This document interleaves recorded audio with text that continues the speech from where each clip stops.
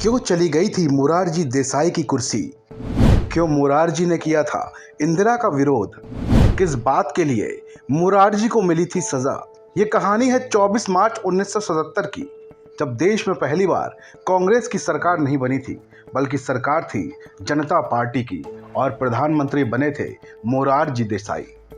कांग्रेस में रहते वक्त भी उनकी दावेदारी कम नहीं थी, लेकिन वो कभी पीएम नहीं बन पाए। इसके पीछे उनका भाग्य ही हो सकता है, जिसने कांग्रेस में रहते हुए उनका साथ नहीं दिया। चलिए तो अब बात को लेकर चलते हैं 1964 में, जब प्रधानमंत्री जवाहरलाल नेहरू का निधन हुआ। पीएम पद खाली हो गया। मोरारजी देसाई दावेदार तो थे, लेकिन कांग्रेस के अंदर की गुटबाजी ज्यादा हावी थी।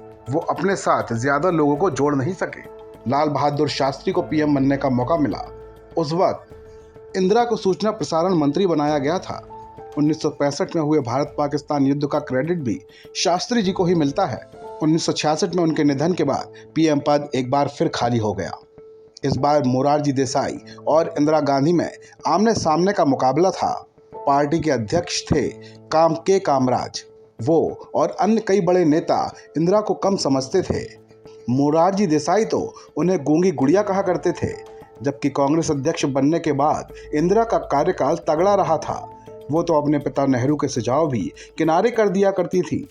तमाम अटकलों के बीच इंदिरा को ही पीएम बनाया गया। पीएम बनने के बाद इंदिरा का एक अलग ही रूप देखने को मिला।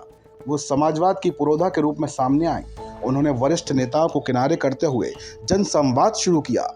इंदिरा ने जब रुपए का करीब 57% अवमूल्यन किया, तो इस फैसले से मोरारजी देसाई के कामराज और वरिष्ठ नेताओं का तबका सन्न रह गया। बस इसके बाद से ही पार्टी के अंदर की कलह खुलकर सामने आ गई। मोरारजी और इंदिरा के बीच दो गुट बन गए। मोरारजी का गुट सिंडिकेट तो इंदिरा का गुट इंडिकेट के नाम से बुलाया जाने लगा। 1967 के आम चुनाव में कांग्रेस की 95 सीटें कम हो गईं। पीएम पद को लेकर फिर दोनों में टकराव हुआ, लेकिन जीत इंदिरा की हुई। लेकिन मोरारजी को डिप्टी पीएम और वित्त मंत्री बने।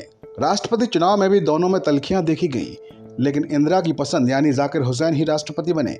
1969 में इंदिरा ने खफा होकर मोरारजी को वित्त मंत्री पद से हटा दिया।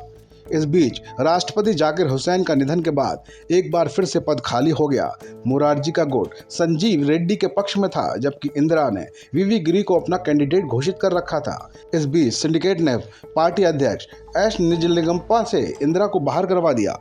संसद में इंदिरा अल्पमत में आ गई, लेकिन समाजवादी, वाम और कुछ अन्य समर्थन से अपनी कुर्सी बचाने में सफल रही। आखिरकार वीवी गिरी ही राष्ट्रपति बने। इस जीत के बाद इंदिरा ने कड़ा फैसला लेते हुए 14 बैंकों का राष्ट्रीयकरण कर दिया। 1977 में इंदिरा चुनाव में खास नहीं कर सकी। पार्टी का सुपड़ा साफ हो गया। 24 मार्च 1977 को मोरारजी देसाई ने केंद्र में पहली बार गैर कांग्रेसी सरकार बनाई और वो भारत के चौथे प्रधानमंत्री बने।